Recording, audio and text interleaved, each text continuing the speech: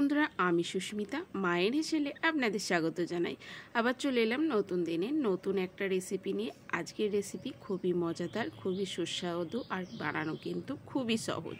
বাচ্চা থেকে ছোট সবাই এই রেসিপিটা আশা করি খুবই ভালোবাসবে, আর বানানো কিন্তু খুবই সহজ। এই জামাই ষষ্ঠীতে এরকম একটা রেসিপি ঝটপট বানিয়ে নিন। আজকের রেসিপির নাম হলো ম্যাঙ্গো ফেনি। কিভাবে বানাই আমি সেটাই দেখার অনুরোধ রইল, তবে একটা লাইক দিয়ে দেখা শুরু করে নিন। প্রথমেই দেখুন, এখানে আমি গোবিন্দভোগ চাল নিয়ে নিয়েছি। গোবিন্দভোগ চাল আমি 100 মতো এখানে গোবিন্দভোগ চাল নিয়েছি। আপনারা বাসমতি চালও এখানে ব্যবহার করতে পারেন, তবে গোবিন্দভোগ দিয়ে চালের এই রেসিপিটা করলে কিন্তু বেশ খেতে ভালো লাগে। ভালো করে 2 থেকে 3 বার প্রথমেই চালটাকে ধুয়ে নিতে হবে। ধুয়ে 2 থেকে 3 ঘন্টা এভাবে ভিজিয়ে রেখে দিতে হবে পরিষ্কার জলে। দেখুন ভালোভাবেই আমি ধুয়ে নিলাম। ধুয়ে নিয়ে এইভাবে জল দিয়ে ঢাকা চাপা দিয়ে রেখে দেবো প্রায় 2 থেকে 3 ঘন্টা মতো। দেখুন 2 থেকে 3 ঘন্টা পর ফিরে এলাম, আর চালটা দেখুন কত সুন্দর নরম হয়ে গেছে, আর জলটাও কিন্তু অনেকটাও কম হয়ে গেছে। এবার আমি প্রথমেই গ্যাসটাকে অন করে দিয়ে একটা কড়াই চাপিয়ে দিলাম, আর 1 লিটার মতো দুধ এইভাবেই গরম করতে দিয়ে দিলাম।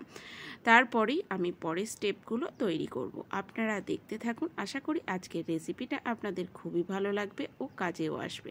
এবার আমি একটা পাকা আম নিয়ে নিয়েছি।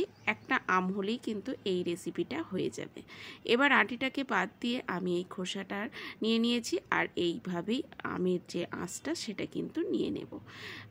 সুন্দরভাবে এইভাবে কেটে নিলাম। কেটে নিয়ে আমি এরকম ছাঁকনির মধ্যে কিন্তু একটু ছেঁকে নেব, যাতে আমের যে গায়ে একটা আঁশ থাকে সেটা কিন্তু এইভাবে ছেঁকে নিতে হবে। আপনারা মিক্সার জারের মধ্যেও করে নিতে পারেন, তবে আঁশটা কিন্তু ঠিক থাকলে মুখে পড়লে কিন্তু ভালো লাগবে না। তার জন্য এইভাবে ছেঁকে নিলে খুবই ভালো হয়। সুন্দরভাবে পাকা আমটাকে এইভাবে কিন্তু আমি নিয়ে নিচ্ছি ছাঁকনির মধ্যে, আর ঘষে ঘষে কিন্তু আমের যে শাঁসটা সেটা কিন্তু নিয়ে নেব। আর এই রেসিপিটা বানানো একদম সহজ। শুধুমাত্র দুধ, গোবিন্দভোগ চাল আর এরকম আম হলে আর কিছুটা চিনি হলেই কিন্তু এই রেসিপিটা হয়ে যায়। আর এরকম জামাই ষষ্ঠী বা যে কোনো পুজো উপলক্ষে বিশেষ দিনে কিন্তু এই রেসিপিটা বানালে খুবই খেতে সুস্বাদু, আর বানানো কিন্তু খুবই সহজ। দেখুন সুন্দরভাবে আমের যে আঁশ সেটা কিন্তু ছাঁকনির মধ্যে নিয়ে নিলাম, আর পাল্পটা কিন্তু নিয়ে নিলাম। এবার এটা সাইডে রেখে দেব, আর গোবিন্দভোগ চালটাকে আমি মিক্সার জারের মধ্যে সুন্দরভাবে একটু পেস্ট করে নেব। সুন্দরভাবে বলতে একটু খচা খচা ভাব করেই কিন্তু পেস্টটা করে নিতে হবে। একদম মিহি পেস্ট এখানে করবেন না, তাহলে কিন্তু খেতে ভালো লাগবে না। এবার ভালোভাবেই আমি কিন্তু চালটাকে দিয়ে দিলাম, আর 2 চামচ মতো জল আর 2টো এলাচ দিয়ে দিলাম। ভালো করে এলাচটাও কিন্তু চালের সঙ্গে পেস্ট হয়ে যাবে, আর এলাচ দিলে কিন্তু এই রেসিপিটা বেশ খেতে ভালো লাগে আর সুন্দর একটা স্মেল আসে। দেখুন সুন্দরভাবে দুধটা ভালোভাবেই কিন্তু ফুটে গেছে, গাঢ় হয়ে গেছে। এবার ভালো করে ফুটিয়ে নেওয়ার পর গ্যাসটাকে একদম লো ফ্লেমে রেখে যে চালের পেস্টটা করে রেখেছি সেই চালের পেস্টটা কিন্তু অল্প অল্প করে দিয়ে নেব। আপনারা খুব সাবধানে এখানে চালের যে পেস্ট সেটা কিন্তু দেবেন, না হলে ডেলা বেঁধে যেতে পারে, তখন কিন্তু খেতে ভালো লাগবে না, চালটাও ভালোভাবে সিদ্ধ হবে না।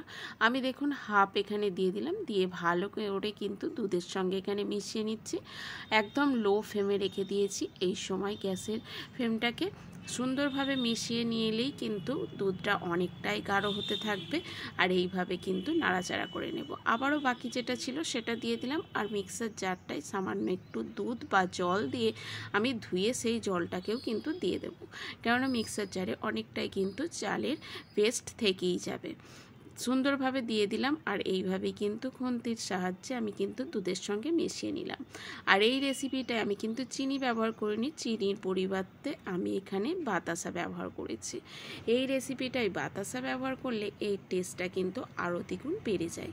সুন্দরভাবে দেখুন বাতাসাটাও মিশিয়ে নিলাম, আর চালটাও কিন্তু সুন্দরভাবে সিদ্ধ হয়ে গেছে। জাস্ট 10 থেকে 15 মিনিট মতো এইভাবে করা নেওয়ার পর আমি আমের যে পাল্পটা করে রেখেছিলাম সেটা কিন্তু দিয়ে দিলাম।